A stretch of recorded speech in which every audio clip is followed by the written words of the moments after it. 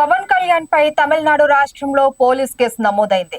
Tamil Nadu deputy CM Udhayanidhi Stalin పై పవన్ కళ్యాణ్ చేసిన వ్యాఖ్యలను ఉద్దేశిస్తూ మదురైకి చెందిన ఓ లాయర్ కేసు పెట్టారు.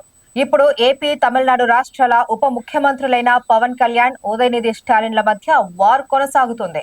సనాతన ధర్మం పేరుతో ఈ రెండు రాష్ట్రాల డిప్యూటీ సీఎంలు యుద్ధానికి దిగారు.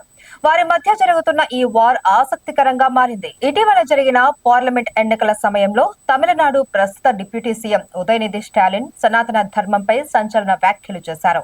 సనాతన ధర్మం అనేది కరోనా కంటే ప్రమాదమని, వైరస్ లాంటిది అని ఎన్నికల ప్రచారంలో బీజేపీని టార్గెట్ చేస్తూ వ్యాఖ్యానించారు. అప్పట్లో ఆయన చేసిన వ్యాఖ్యలు పెద్ద దుమారాన్నే లేపాయి. స్వయంగా నరేంద్ర మోదీ లాంటి నేతలు కూడా దీనిపై స్పందించి కౌంటర్ ఇచ్చారు. ఇలాంటి నేపథ్యంలో పవన్ కళ్యాణ్ తాజాగా ఈ అంశంపై పరోక్షంగా స్పందించారు. పేరు ప్రస్తావించకపోయినప్పటికీ పరోక్షంగా ఉదయనిధి స్టాలిన్ వ్యాఖ్యలపై పవన్ కళ్యాణ్ విమర్శలు చేసినట్లు కనిపించింది. సనాతన ధర్మాన్ని కొంతమంది డెంగ్యూ అలాగే మలేరియా లాంటి వాటితో పోలుస్తున్నారని, అలాంటి వారి వల్ల ఏమీ కాదని ఆయన పేర్కొన్నారు. సనాతన ధర్మాన్ని టచ్ చేసే ధైర్యం ఎవరికీ లేదు అని పవన్ కళ్యాణ్ వ్యాఖ్యానించారు. సనాతన ధర్మం కోసం ఎలాంటి పోరాటానికైనా సిద్ధమని పవన్ కళ్యాణ్ కీలక వ్యాఖ్యలు చేశారు.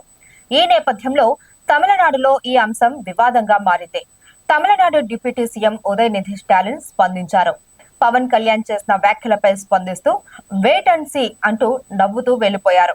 ఉదయనిధి స్టాలిన్ పై పవన్ కళ్యాణ్ చేసిన వ్యాఖ్యలు రెండు రాష్ట్రాల మధ్య రెచ్చగొట్టేలా ఉన్నాయంటూ ఓ లాయర్ పవన్ కళ్యాణ్ పై కేసు పెట్టారు.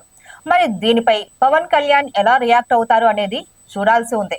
అయితే ఈ కేసు గురించి తెలిసిన హిందూ సంఘాలు పవన్ కళ్యాణ్ అభిమానులు సనాతన ధర్మాన్ని కించపరిచేలా మాట్లాడినప్పుడు లేవని నోరులు ఆ ధర్మ రక్షణ నిమిత్తం చేసిన వ్యాఖ్యలపై కేసులు పెడతారా అంటూ ఘాటుగానే స్పందిస్తున్నారు.